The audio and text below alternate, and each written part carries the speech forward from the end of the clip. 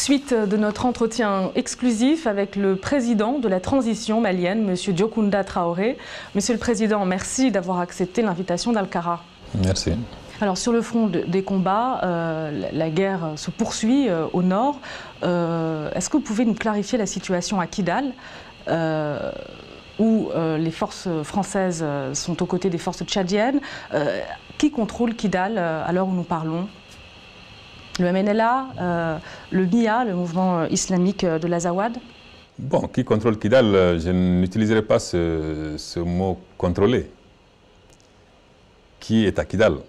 Parce qu'il y a beaucoup de gens qui sont à Kidal. À Kidal, il y a certainement ce mouvement dissident d'Ansardine qui s'est intitulé MIA, Mouvement islamique de l'Azawad. Bon, il y a certainement quelques éléments du MNLA, des éléments qui sont arrivés de façon opportuniste, parce qu'effectivement, bon, nous n'étions pas encore arrivés à Kidal. Mais dire qu'ils contrôlent Kidal, je crois que c'est beaucoup dire.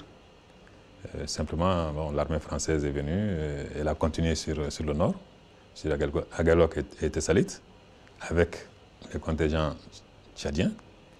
L'armée malienne, suivant son plan d'opération, ne devait pas arriver à Kidal avant le 25 ou le 26 février. Donc nous suivons un plan qui est en train de se dérouler normalement.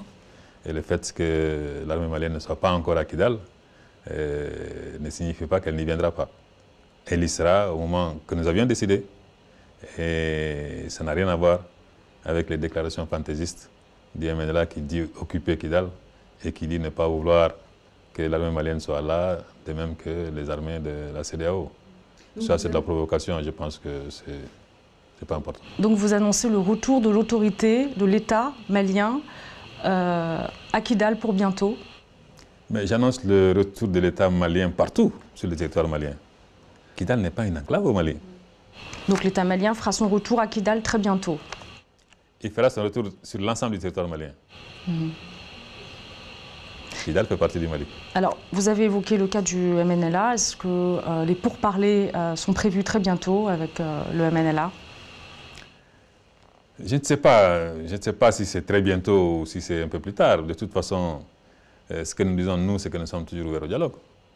Mais nous sommes ouverts au dialogue avec ceux qui respectent l'intégrité territoriale du Mali et qui renoncent à parler de charia. Parce que nous sommes une république une et indivisible et nous sommes un pays laïque. Et ça, ce sont des préalables au dialogue. Une fois que cela est acquis, nous sommes ouverts au dialogue avec les Maliens. Il s'agit bien d'un dialogue intermalien.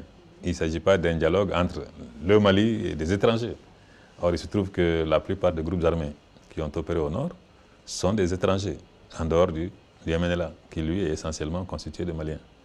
Donc, bon, le seul groupe qui pourrait être éligible au dialogue actuellement, c'est le MNLA. Mais encore faut-il qu'ils renoncent à leur prétention indépendantiste, à l'autonomie, et qu'ils s'asseyent autour d'une table avec nous, entre Maliens, que nous discutions de la situation qui prévaut, non seulement au nord, mais ailleurs dans le Mali, et que nous trouvions ensemble une solution. Aminaka, un responsable et 3 membres du MNLA ont été arrêtés. Quel sort vous leur réservez? Ben, le sort que la justice décidera pour eux. Je pense que de toute façon, ils sont en train d'être entendus, d'être interrogés.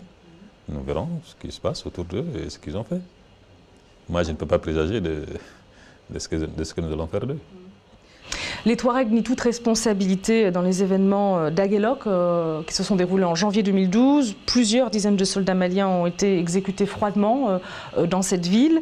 Le MNLA demande la mise en place d'une commission d'enquête internationale destinée à établir les faits. Est-ce que vous allez répondre favorablement à cette demande? Je crois que les gens devraient éviter de s'en tenir uniquement aux déclarations du MNLA ou d'un autre groupe armé. De toute façon, je pense qu'il y a eu des images qui ont été diffusées à travers le monde entier. Tout le monde a vu ce qui s'est passé à Aguelok. Donc je pense que ce n'est pas une déclaration du MNLA qui peut nier tout cela. Des images sont là, elles existent. Tout le monde les a vues. Donc vous dites non à l'installation de cette commission d'enquête? Ah non, je ne dis pas non à l'installation de cette commission d'enquête. De toute façon, nous, au Mali, nous sommes un pays de droit. Hein. Et plus le droit sera dit, mieux ça vaudra pour nous.